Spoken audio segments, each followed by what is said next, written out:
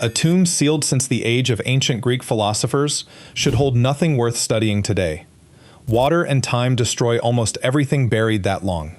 In 1977, a group of soldiers leveling a hill for a factory in central China, not looking for history at all, hit a patch of strange brown soil nobody could explain. Something was still waiting underneath it, 2,300 years later. The factory workers who hit something strange. In 1977, a unit of the Chinese People's Liberation Army was flattening a hill called Legudun near the city of Suzhou in Hubei province to make room for a new factory. During that ordinary construction work, the soldiers noticed something unusual, a patch of distinctly brown soil sitting where the surrounding ground should have looked uniform. That kind of soil discoloration is a well-known signal to Chinese archaeologists, since it often marks the location of an ancient burial pit, dug and later refilled by human hands centuries earlier.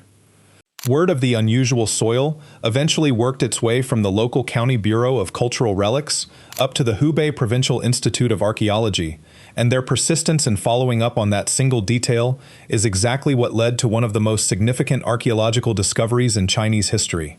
The timing mattered too, since this specific stretch of central China had already produced a genuinely large number of ancient burials tied to the small regional Zheng state, meaning trained archaeologists in the area already had good reason to take an unusual soil patch seriously rather than dismiss it. On May 11, 1978, the formal excavation of what officials called the Grand Ancient Tomb in Legu Mound officially began, though nobody involved in that first day of digging yet knew exactly how much would eventually come out of the ground, or in what condition. The day the water started dropping.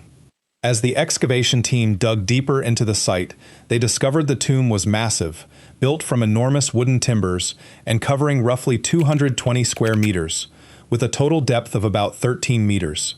Much of the tomb's interior sat completely flooded with groundwater, forcing the team to pump the accumulated water out slowly before they could examine what actually lay beneath the surface. Workers on site later recalled genuine practical confusion about how ancient builders, working without any modern machinery, had originally managed to cut, move, and position such enormous wooden battens across a structure this large in the first place, a construction question researchers have continued studying long after the excavation itself concluded.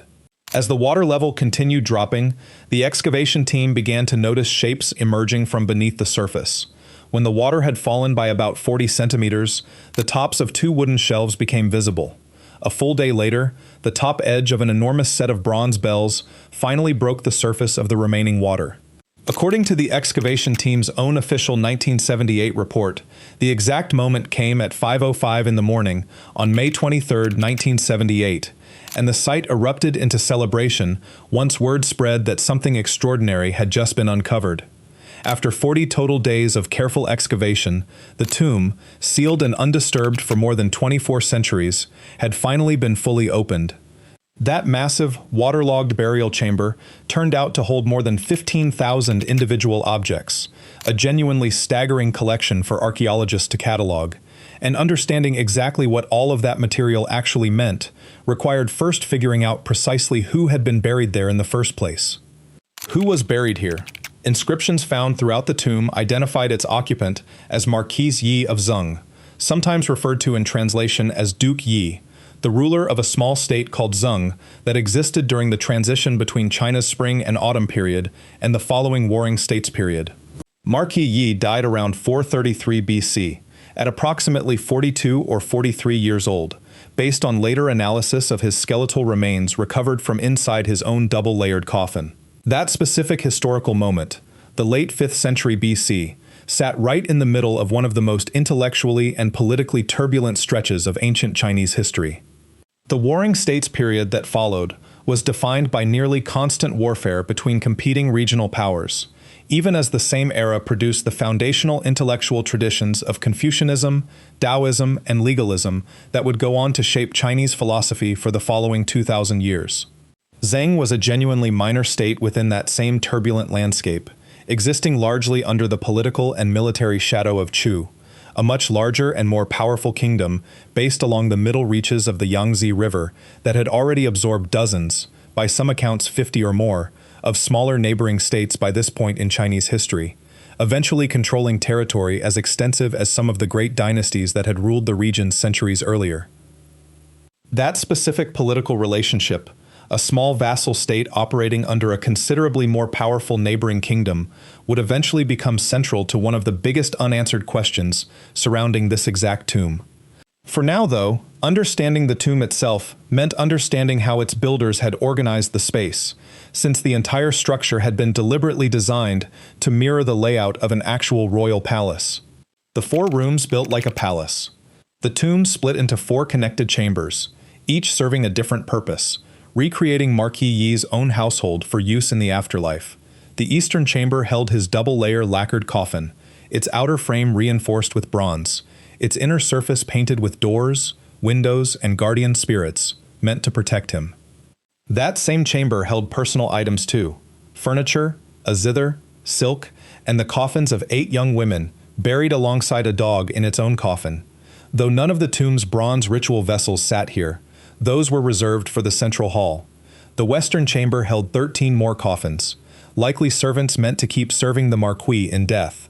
The central chamber worked as a ceremonial hall, holding the tomb's famous bronze vessels and its enormous set of instruments, arranged the way researchers believe real banquets for the Marquis once looked, a room worth subscribing to keep following, since what happened with those instruments later turned out to be something nobody expected either. The northern chamber served as an armory, packed with weapons and dismantled chariot parts, giving the Marquis a full military retinue in death, just as he'd have kept in life. That deliberate layout, recreating an entire working household rather than just piling up valuables, reflects a real ancient Chinese belief that status followed a person into the afterlife.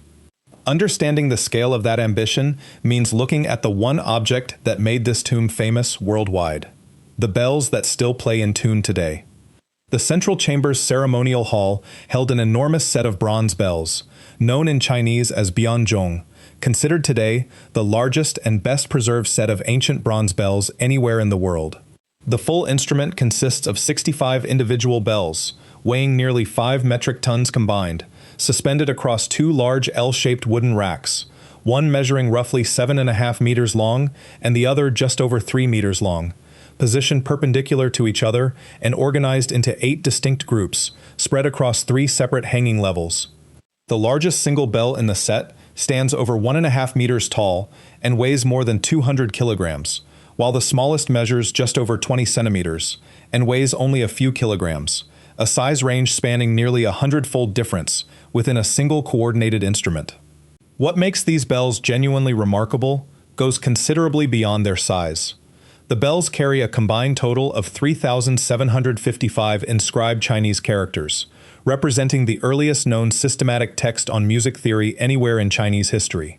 Researchers studying the inscriptions discovered the bells use a specific technique called one bell with 2 tones, meaning a single bell can produce 2 entirely distinct musical pitches, separated by an interval of roughly 3 scale degrees, depending on exactly where it gets struck. A sophisticated acoustic engineering feat that lets the full set play every note across an entire chromatic scale, functioning almost like an ancient equivalent of a piano. The bells collectively span a tonal range from roughly C2 to D7, 5.5 full octaves, and one specific bell in the set carries an inscription indicating it was a gift personally commissioned by a king of the powerful Chu state, specifically for this Zheng Marquis in the year 433 BC. A detail that directly helped researchers confirm both the tomb's occupant and its exact date.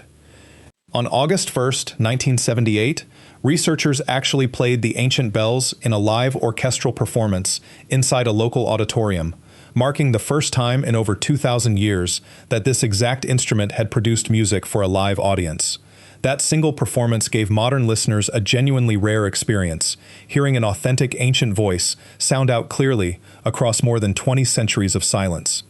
Wooden mallets and long wooden rods, the original tools used to strike the bells, were recovered directly alongside the instrument itself, giving researchers physical confirmation of exactly how the ensemble was meant to be played, with larger bells struck by mallets and smaller ones activated using the long rods. Alongside the bells, researchers also recovered an additional 125 separate musical instruments from the tomb, including stone chimes, zithers, panpipes, and bamboo flutes, confirming that Marquis Yi's court had maintained a genuinely full, sophisticated musical tradition, rather than owning the bells purely as a symbolic display piece. Academic interest in the discovery has remained strong for decades since, including a dedicated 2010 Princeton University workshop titled Ancient China as a Culture of Bells, organized specifically around this exact instrument and bringing together specialists from multiple universities to study its broader cultural significance. The astronomical chest that added a second mystery, beyond the musical instruments. Researchers also recovered a lacquered wooden clothing chest from inside the tomb, decorated with a genuinely significant astronomical diagram, depicting the 28 lunar mansions, a traditional Chinese system for dividing the night sky, used for tracking the moon's monthly path and organizing the broader calendar. That same painted lid also carried a specific date, recorded using the traditional sexagenary cycle as Jia Yin, the third day, which researchers believe likely marks either the actual date of Marquis Yi's death or another event of real personal significance to him during his lifetime. That astronomical detail matters because it places this specific tomb directly within a much larger, ongoing body of research into how sophisticated ancient Chinese timekeeping and astronomical observation genuinely was during this period, centuries before many other ancient civilizations developed comparably detailed systems for tracking the same celestial cycles. A 2022 academic study specifically connected the tuning system used across the bronze bell set to these same broader ancient Chinese calendrical systems, arguing the two systems were likely coordinated deliberately, since certain ritual ceremonies needed to be timed precisely against both the correct musical mode and the correct point in the lunar calendar simultaneously. That kind of cross-disciplinary connection, linking music theory directly to astronomy through a single physical object, is exactly the kind of finding that keeps drawing new research attention to a tomb that was, on paper, fully excavated back in 1978. The part of the discovery that's hard to celebrate. Alongside all of this artistic and musical achievement, the tomb also preserved a considerably darker piece of ancient history. The eastern and western chambers together held the remains of 21 young women, buried directly alongside Marquis Yi as human sacrifices, intended according to the beliefs of the period to continue serving him in the afterlife, exactly as they presumably had during his life. This practice of human sacrifice accompanying a high-status burial, while genuinely shocking by modern standards, was a documented, if declining, tradition across earlier periods of ancient Chinese elite burial custom, particularly common during the earlier Shang dynasty and gradually becoming less widespread by the time of the Warring States period, though clearly still practiced among at least some ruling elites like Marquis Yi. Marquis Yi's tomb represents one of the most well-preserved and thoroughly documented examples of this specific practice from the late Bronze Age, giving researchers a genuinely rare opportunity to study the physical remains of the sacrificed individuals directly, including their ages, general health, and the specific arrangement of their coffins relative to the Marquis' own burial chamber.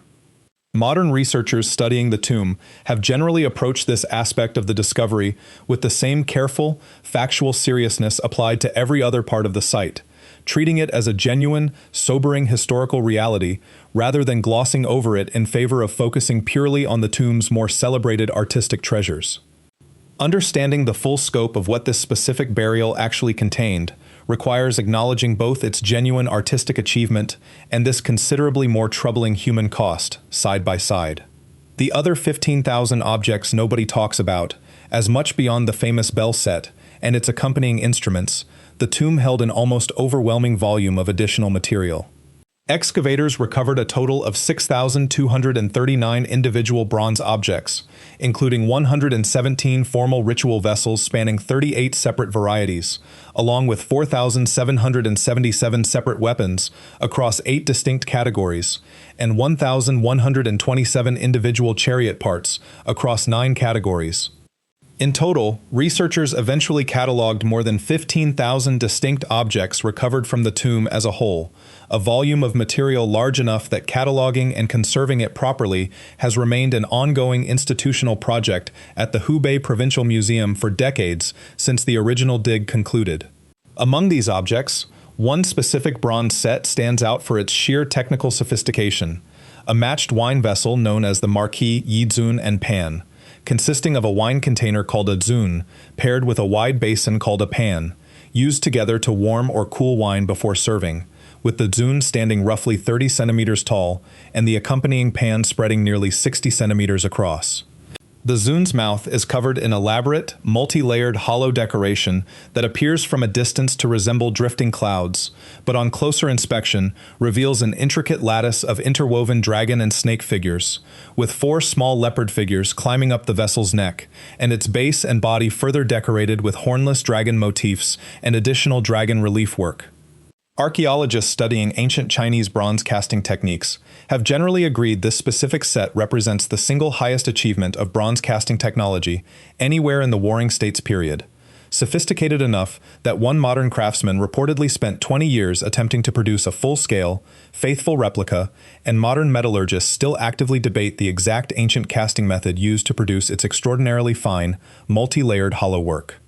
Beyond the bronze work, researchers also recovered extensive jade carvings, lacquerware, silk textiles, and the astronomical clothing chest already described. Writers covering the discovery for Western audiences have gone so far as to compare its overall archaeological importance directly to the tombs of Tutankhamun, the ruins of Pompeii, and the Palace of Knossos, arguing that despite ranking among the most significant 20th century archaeological finds anywhere in the world, Marquis Yi's tomb remains considerably less well known in the West than any of those 3 comparably important sites. That sheer accumulated volume of material, spanning bronze work, astronomy, music, and textiles all at once, makes clear that whatever process sealed this specific tomb away from the outside world worked considerably more effectively than it did for almost any other comparable tomb from the same era. Why this tomb stayed sealed for 2,400 years?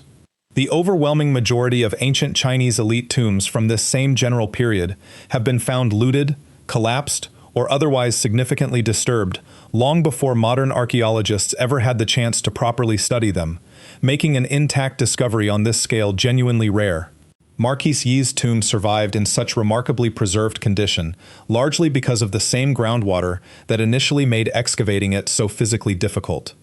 The tomb's location allowed water to seep in and completely flood the burial chamber at some point after its original sealing, creating a waterlogged, largely oxygen-deprived environment inside the sealed structure.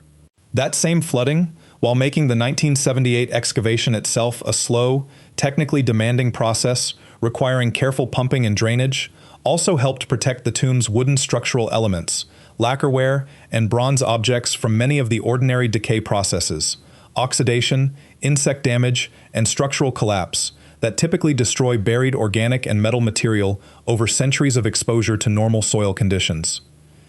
That same waterlogged preservation is a well-documented phenomenon archaeologists have observed at other similarly fortunate ancient burial sites around the world, though rarely on a scale involving quite this much material, quite this well-preserved, all at once. That accidental preservation, combined with the site's relative remoteness and the simple fact that nobody had any specific reason to dig into this particular hill for well over 2,000 years, is the actual, considerably less mysterious explanation behind why Marquis Yi's tomb survived intact long enough for modern archaeologists, rather than ancient looters, to be the ones who eventually opened it. Interestingly, this same discovery also opened the door to considerably more regional archaeology, since researchers studying the wider Suzhou area following the 1978 excavation eventually documented nearly 1,000 additional tombs connected to the broader Zhong state, together yielding 269 separate chime bells across all the sites combined, transforming this single lucky discovery into an entire regional research program that continues today.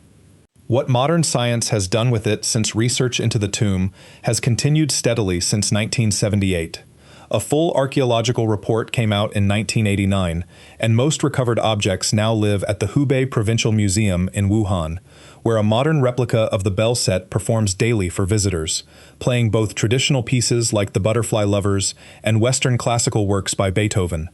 In 2022, researchers built a virtual reality platform using Oculus Quest 2 headsets, letting visitors interact with a scanned digital model of the bells, including a multiplayer mode for performing together. Surveys found over 90% of users felt more engaged than simply viewing the bells behind glass.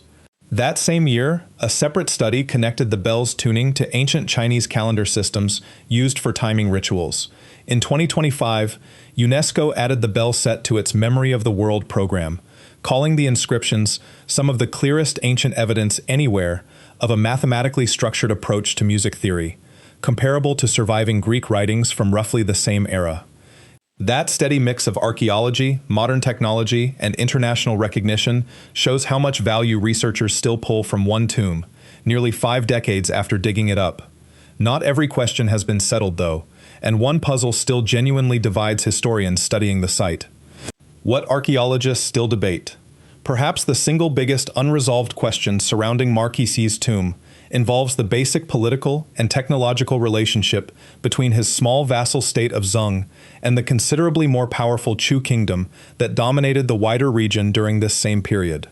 Researchers studying the tomb have pointed out directly that Zheng was a genuinely minor state, operating firmly under the influence of Chu, which raises a real, still unresolved question about exactly how such a small state managed to develop or acquire the technology and resources needed to produce a musical instrument as complex and sophisticated as the 65 bell chime set found inside the tomb.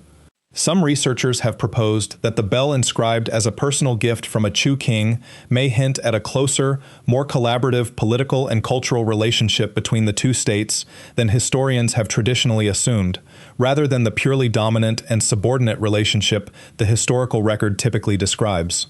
Scholars including Robert Bagley of Princeton University have organized dedicated academic workshops specifically examining this same broader question, bringing together specialists in ancient Chinese textual history, bronze casting, and music theory to try to untangle exactly how much genuine cultural and technological exchange actually flowed between these two neighboring states, rather than assuming the flow of influence and technology moved in only one direction. That specific question remains an active area of ongoing scholarly research and debate, precisely the kind of open, unresolved historical puzzle that keeps researchers returning to this same single tomb decade after decade, even though its physical excavation was fully completed all the way back in 1978. Verdict here is where things actually stand. In 1977, soldiers from the Chinese People's Liberation Army accidentally discovered an ancient tomb while leveling a hill near Suizhou in Hubei province, and formal excavation began on May 11, 1978, revealing a massive, waterlogged 4-chamber burial structure belonging to Marquis Yi of the small vassal state of Zheng, who died around 433 BC. Water flooding the sealed tomb over the following centuries accidentally preserved its contents in remarkable condition, protecting more than 15,000 individual objects, including 6,239 bronze pieces, 4,777 weapons, and an extraordinary set of 65 bronze chime bells, weighing nearly 5 tons and carrying the earliest known systematic Chinese text on music theory, alongside a lacquered astronomical chest connecting the site directly to ancient Chinese calendar science. Those bells, confirmed through inscription to include a personal gift from a king of the far more powerful neighboring Chu state, were played live for a modern audience for the first time in over 2,000 years on August 1, 1978, and remain playable and precisely in tune today. Alongside this artistic achievement, the tomb also preserved a considerably darker reality: the remains of 21 young women buried as human sacrifices intended to serve the Marquis in his afterlife. Research into the tomb has continued for nearly 5 decades since its original excavation, from a formal 1989 archaeological report through a 2022 virtual reality reconstruction project and a 2025 UNESCO recognition of the bell's global musical significance, even as historians continue actively debating exactly how a minor vassal state managed to produce technology this sophisticated. None of what came out of that flooded burial chamber required anything beyond patient, careful archaeological work and an unusually lucky accident of underground water flow. It required real soldiers noticing unusual soil, real archaeologists willing to pump water out of a tomb for weeks on end, and more than 24 centuries of quiet, accidental preservation finally paying off the moment somebody thought to look closely at a strange patch of brown dirt. If you enjoyed this breakdown, make sure to subscribe, and I'll see you in the next one.